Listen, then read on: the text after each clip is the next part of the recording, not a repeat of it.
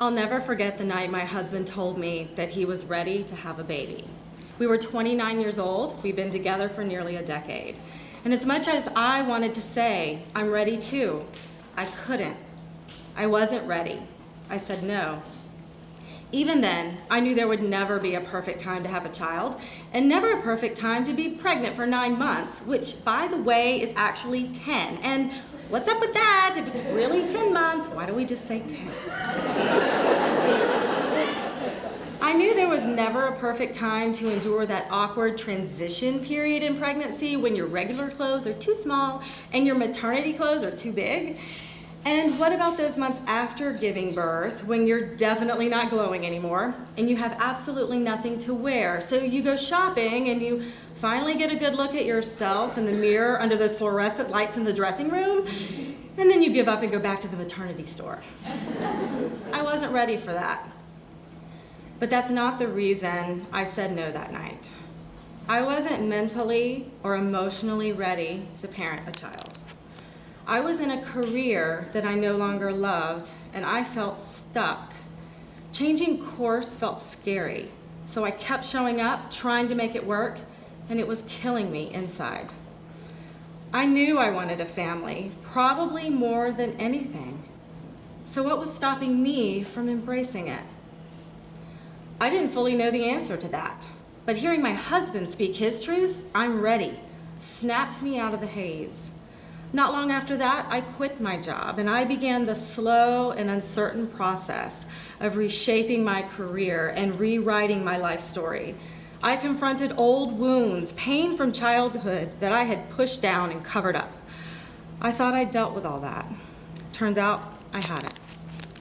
Then one day in a yoga class, as I focused on nothing but my breath, a feeling washed over me, and it was something that I had never felt before. I identified the feeling as peace. I could almost see my soul releasing sadness and pain, and it was the beginning of healing. This whole process took me a year, and then one day I was sitting in a rocking chair on my front porch, listening to the birds, watching tree limbs sway in the breeze, and my mind flashed forward to sometime in the future. I saw myself sitting on that same porch, rocking a baby boy, and I knew I'm ready. 2 months later, I was pregnant. But I was one of those people who walk around not knowing they're pregnant. And I'm also one of those people who can't read the pregnancy test. So I flipped the stick in all directions and I held it up to the picture on the box to compare. But finally, weeks later, my husband held my hand as the doctor pointed to the screen. There's your baby. See, right there. That's the heartbeat.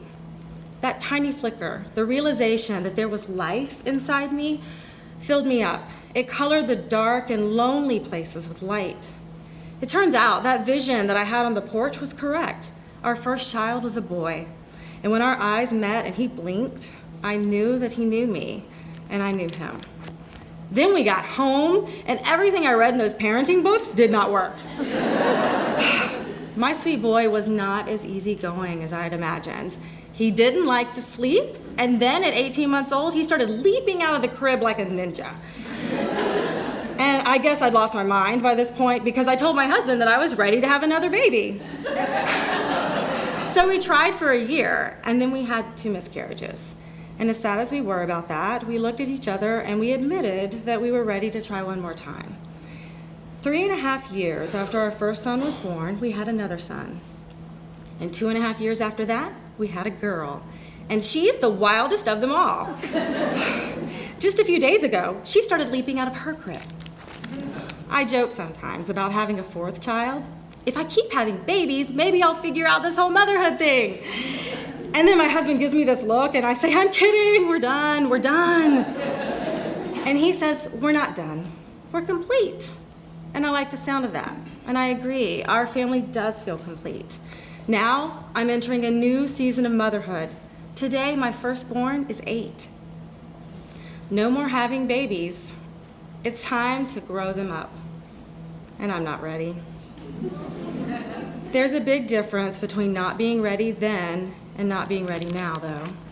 The biggest thing the motherhood journey has taught me is the importance of being honest with myself and with others.